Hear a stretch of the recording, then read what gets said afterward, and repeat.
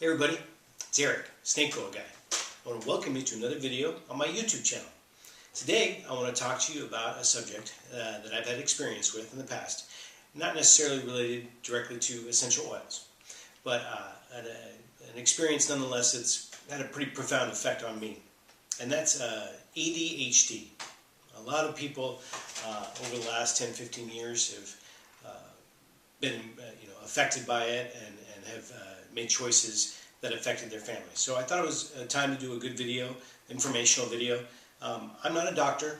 I'm not going to pretend to know what's good for you, your family, and your kids. So this is just information. This video is to make people think and to get the conversation started. So first of all, my experience with ADHD was we had a child that was diagnosed, I believe in 2nd or 3rd grade, with ADHD. We decided at the time to take the kid to the pediatrician, and from there they were placed on narcotics, or ADHD medicine. And then from there there's a whole long story, and I don't want to get into that, but I wanted to kind of go over the statistics of ADHD, and I'm on healthline.com, and Healthline describes ADHD as a mental disorder that most often occurs in children. It says 6.4 million American children between the ages of 4 and 17 have been diagnosed with ADHD.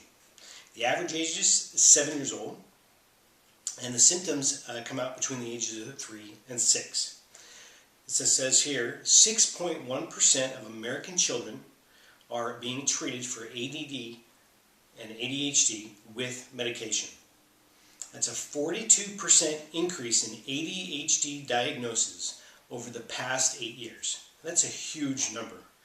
Okay, so and then this article has a lot of stuff. It talks about demographics. Down here it talks about the rise, which states have the highest, which have the lowest. But down here at the bottom, it talks about another thing I wanted to go over with you, and that's the cost factors. And how much does it cost? The average cost of ADHD per person is $14,576. The yearly cost to Americans is $42.5 billion. Okay, and there's related expenses: education expense, loss of income, health care, and then the juvenile justice. So lots of expenses and big money-making situation for the pharmaceutical companies. Okay, here's a theory. Okay, I believe that a lot of the symptoms are caused by the food kids eat. Okay, especially two main foods that kids are exposed to. The number one is artificial food dyes. These food coloring that go into the kids' foods. Okay, and I'm going to read this. This is from Mercola.com. Are you or your family eating toxic food dyes? I'm going to read this. Food dyes are one of the most widely used and dangerous additives. While the European Union has recently placed regulations on labeling food dyes to inform consumers of the health risks, the United States has no such requirements. And here are listed are the dyes themselves. There's about 8 of them, and the common side effects. And I'm going to read 2 of them. This is Red Lake number 40. This is the most widely used and consumed dye. It may accelerate the appearance of immune system tumors in mice. It also causes hypersensitivity, allergy-like reactions in some consumers, and might trigger hyperactivity in children. What is it in? Beverages, bakery goods, desserts, candies, cereals, foods, drugs, cosmetics. And the next one I want to talk about here on the list is yellow 5. Yellow 5 causes sometimes severe hypersensitivity reactions and might trigger hyperactivity and other behavioral effects in children. What is it in? Numerous bakery goods, beverages, desserts, candies, cereals, gelatin desserts, and many other foods. Okay. Going down here on this, still in this column here by Mercola, it says, every year food manufacturers pour 15 million pounds of artificial food dyes into the U.S. foods. That amount only factors 8 different varieties, according to the Center for Science in the Public Interest. These dyes are so common in U.S. foods, especially kids' foods, that parents don't even think twice about giving their children rainbow-colored cereal or fluorescent blue juice. And adults don't consider bright orange cheese puffs out of the ordinary either. You might do a double take if the food packages contained warning labels that these artificial food colorings what they may be doing to your health and the health of your children. It goes on to talk about the European Union. So here we have an article talking about food dyes. Okay. The next culprit that I think might be an issue is sugar. Okay. Kids get addicted to sugar, and when they do get addicted to sugar, it causes a lot of symptoms that mimic ADHD. So here I want to pull up, this is, where are we at here? This is Live Strong. Okay, so this is Lance Armstrong's site, Live Strong. So I wanted to read this to you. Sugar is added to many processed foods, and children are increasingly addicted to the sweet stuff. Many children are more sensitive than adults to the effects of sugar.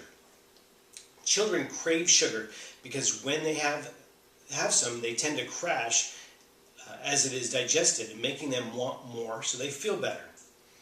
If you think that your child may have a sugar addiction, consult your doctor. Okay, so it goes on down here, and then this is Live Strong. The primary symptoms of sugar addiction is behavioral issues, according to Dr. Kathleen DeMansions, author of Little Sugar Addicts. You will want to slowly change sugar consumption so your child's behavior will gradually improve. Okay, I'm going to go down here a little bit more. It says, according to Mommyscape, sugar addiction in children can damage cells, lower immunity, lead to obesity, fill up a child on empty calories, and make them irritable and hyperactive. Goes on to say it could cause diabetes as well. Sounds like ADHD. Okay? So, my question is, was my kid addicted to sugar? I didn't notice as a parent. Was he sneaking sugar? Was he eating candy? Where was he getting the candy from? I'm not sure, but could that have been a factor? Something to think about when you get that diagnosed of ADHD, or someone you know has. Okay? I want to go on and read this here. This is from Esquire magazine, and then the title is The Drugging of the American Boy. If you have a son, you have a 1 in 7 chance that he will be diagnosed with ADHD. If you have a son who has been diagnosed, it's more likely that he has been prescribed a stimulant. The most famous brand names are Ritalin and Adderall. Newer ones include Concerta, Vyvanse, to deal with the symptoms of that psychiatric condition. It's a psychiatric condition. It's a mental condition.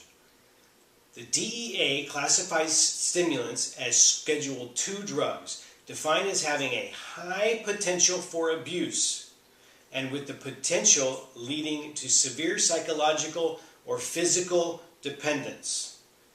According to a University of Michigan study, Adderall is the most abused brand name drug among high school seniors.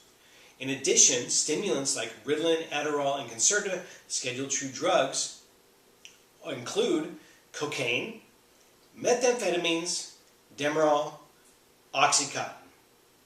So, heavy-duty narcotics these kids are getting on. We're talking, I know my experience, I can't remember exactly, 7 or 8. I know kids younger than that are on this stuff. Could this be them prescribing drugs for kids for no reason? Don't know. Don't know. Let's see. Imagine you have a 6-year-old son, a little boy for whom you are responsible, a little boy you would take a bullet for, a little boy in whom you search a glimpse for yourself and hope every day that it will turn out just like you, only better. A little boy who will do anything to make you happy. Now imagine that little boy, your little boy, alone in his bed at night, eyes wide in fear, afraid to move, a frightening and unfamiliar voice echoing through his head, afraid to call for you. Imagine him shivering because he hasn't eaten all day and he isn't hungry. His head is pounding. He doesn't know why any of this is happening. You know, to think that I could have done that to my kid, that hurts me. That hurts me. I want to finish up with here. Overall, of all the children in the country who are told they suffer from attention deficit hyperactivity disorder, 2/3 are on prescription drugs. And on this too, everyone agrees that among those millions of diagnoses, there are false ones. There are high energy kids, normal boys most likely, who had the misfortune of seeing a doctor who had the scant, if any, training in psychiatric disorders during his long ago residency, and it goes on to say that, you know, their education background. My argument is, could this be Red Lake 40s? Could this be sugar addictions? I want to wrap this up. I know this is a long video, but I want to wrap this up by going to an essential oil guide, okay, that I have downloaded here. In the comments for under ADHD, it says, avoid sweeteners such as sugar, corn syrup, eliminate caffeine, and food additives, dyes. Get rid of the dyes. Individuals who have ADD often have a high aluminum toxicity. Okay, there's aluminums in the food. There's petroleums in the food. These are neurotoxins. Look at this as an option before you go and medicate your kids. That's my video today. I want to thank you for watching this video. If you like this video and you'd like to see more, please subscribe to my channel. You can find me on Facebook and Twitter, and you can go to my website, snakeoilguy.com. Thanks for watching. Have a great day.